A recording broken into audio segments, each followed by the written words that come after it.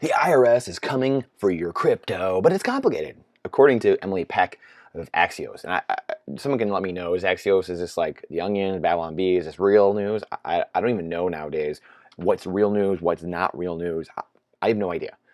This is why we try to triangulate our position when we're trying to find truth. We have to look at our alternative media, we have to look at the mainstream media, we have to look at Twitter. You got to look at 12 different angles to triangulate and know, like, okay, there's a thread in here somewhere that they're all saying it's probably located somewhere in the middle here, like a GPS, like a global positioning system. This is how you have to triangulate. You're looking at Fox, CNN, Al Jazeera, The Guardian, Sky News. You're looking at all these different sources, alternative medias. You're doing everything, right? You're looking at joke platforms, parody accounts. You're looking at everything just to like, you know what? Where there's smoke, there's fire. If they're all saying something somewhat similar, we know there must be something here, right? So we got to look at news from all angles. And please go check out some of the videos we've done on actually how to find literal truth inside the news. We actually talk about this global positioning system that I use to find out what's going on. And we never know exactly what's going on, the actual truth, but we can get pretty damn close. So the IRS is coming for your crypto. And, we know it is. If you're in crypto, any of the altcoins, you're going to get rug pulled eventually. You're going to get regulated right out of the universe. You're just going to be gone eventually in 5, 10, 20, 50 years. It'll just be gone. Eventually, they'll all go to zero. They'll collapse into Bitcoin because Bitcoin is the black hole. And, that's my opinion. Everything I've seen, studied for years now, that has led to that, and we just see that happening more and more and more with Ethereum moving from proof of work to proof of stake, all the other coins, Ripple being sued, like all these things going on. Gensler and many people for years now saying, hey, everything but Bitcoin is going to be regulated. It's an SEC, everyone. They all say they're securities, they're going to be regulated eventually. Bitcoin's a commodity, an asset, the only asset without an issue are in that digital asset space.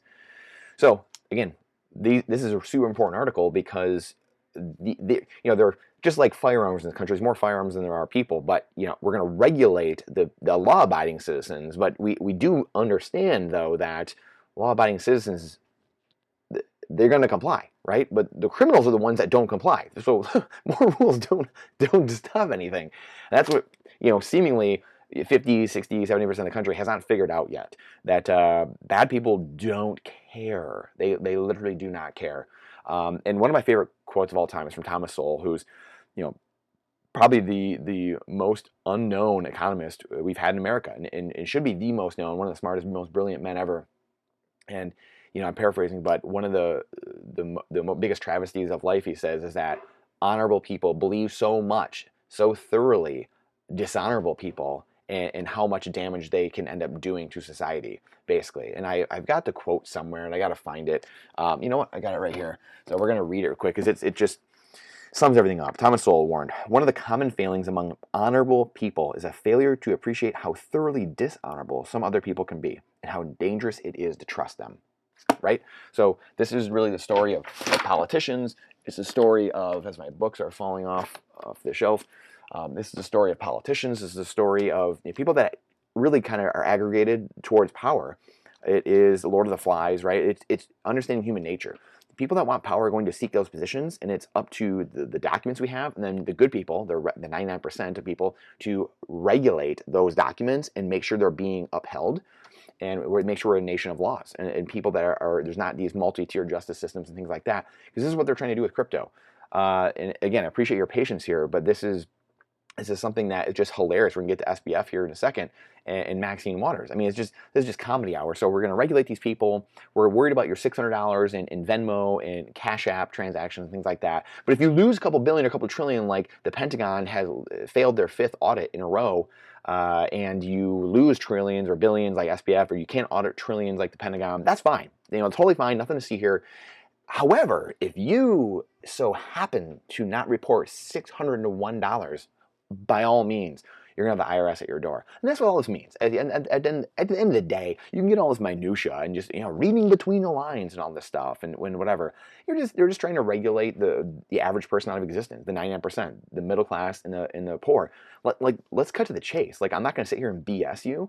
That's what they're trying to do. They're trying to regulate everyone into the poor and the dependent and the subservient, the serf class, so that way the 1% And we know this to be the flipping case because they have said as much. Naral Harari at the World Economic Forum has literally, we just shared a couple months ago, and I just thought of it actually, we know this because he literally says, yeah, there'll be like a few that kind of control the world basically. And like just his narcissistic Machiavellian way he says it.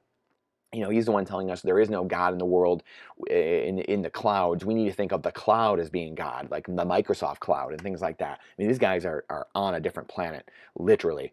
And he literally said, there's a few people, and if you don't comply, you know, you'll just be kind of cast away. And there'll be a few people that just kind of run life. You'll own nothing and be happy.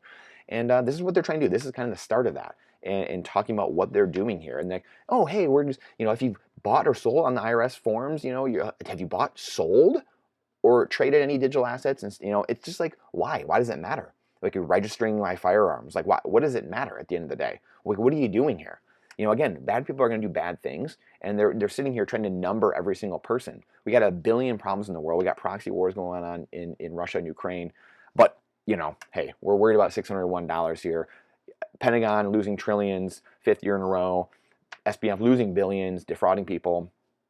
Whatever. He's out on the banquet circuit. He's out there, you know, on news shows, doing Twitter spaces, just having a heck of a time. And this, to wrap it up, isn't really going to make your blood boil and just show you what's going on in the world and just what we've been talking about here and trying to spread truth, find reality. And at the end of the day, again, I don't claim to have the truth. I try to operate off of first principles, and everything in my life comes off of nature's law, first principles, you know, the 10 Commandments. Things are the base foundation of society, a guiding light that doesn't flip and move. That's it. And if it strays off of that, we know that, hey, you know what? We're going somewhere wrong. Eventually, that pendulum is going to swing back. So, again, I don't have to claim to have the whole entire truth, but we are asking questions to try to find those answers. And maybe someone here, maybe you have that answer. Maybe you have that missing piece that I don't have, that gap that I'm missing or something. So, again, Reuters, U.S. House Committee Chair says, Bankman-Fried must testify next week. We got to do it, guys. We have to do it. So Maxine Waters is out here saying, you know, hey, it's imperative. It's imperative that you, SBF, attend our hearings on the 13th, and we are willing to schedule more if there needs to be more shared on Twitter, of course, because she didn't leave Twitter apparently. I thought people were all leaving Twitter, and so Bankman-Fried, you know, tweets back. He's like, "Oh yeah, I'm learning and reviewing what's going on, and if I don't know if I'll have it all by then. Just telling Congress people what's up. Like, I don't know if I'll have it all by then. So, you know, sorry." And she said, "Oh, okay. Well, you were tweeting out a bunch of other things, and I think you got enough. Looks like you got enough information there." So, I mean, this is just clown world. We're in peak clown world. So we have Maxine Waters, who is what is she? She's the chair of the Financial Services Committee, I believe. And yeah, the chair of the House Financial Service Committee. And what do you know? Lo and behold, wait, what? Yeah, oh yeah, they're hobnobbing. They're just palling around together. You can't make this stuff up. Like you honestly can't make this stuff up. He's out here. You know, what do we do here, guys? I mean, fool me once, you know, shame on you. Fool me twice, shame on me. I mean, how many times do we have to be rug pulled? How many times do we have to be lied to? How many times do we need to see the person in front of us get hit by a car before we realize, you know what, maybe I should just look both ways before I cross the road? You know, most humans don't have to figure that out, but yet here we are. We just expect, like we said, the Thomas Sowell quote, people just think that, you know, the one of the failings of good people, because that's what it is. Bad. See, the thing is, bad people, again, all my experience of 35 years, bad people are so good at taking advantage of the 99%, because the 99% are good people. You know what? Humans are inherently good. I truly believe that. And the psychopaths, the sociopaths, that 1% or whatever, they know how to use the good of human beings against them, right? They know, most people know, like, oh, if we make the lie big enough, we say it often enough, people won't care. This goes back to Obama's Jonathan Gruber, the healthcare czar that wrote, you know, helped architect Obamacare, the Affordable Care Act. Yet, I mean, that 10x my premiums over the coming years. So, I mean, clearly wasn't that affordable, and I have the evidence to prove it. Well, he literally was the one in a 1-minute YouTube clip, which we have and again have played I played this a dozen times on our YouTube channel and our blog over the last year, saying, yes, opaqueness and lack of transparency is an unbelievable political tool, and, you know, called the stupidity of the American voter. We just knew if we got this passed, we could ram through whatever we wanted, basically. Now I'm paraphrasing. We could ram through whatever we wanted, and people wouldn't check it. I mean, the literal words out of his mouth in a conference to a bunch of people. It's on YouTube still to this day, 10 years later, 12 years later. You can't make this stuff up. I mean, what else do you have to do? I mean, at what point do you just say, yeah, you know, I just, we're being fooled. You know, I'm lying to myself, right? I'm letting these people lie to me, and I'm accepting that as okay. You know, silence is evil in the face of evil.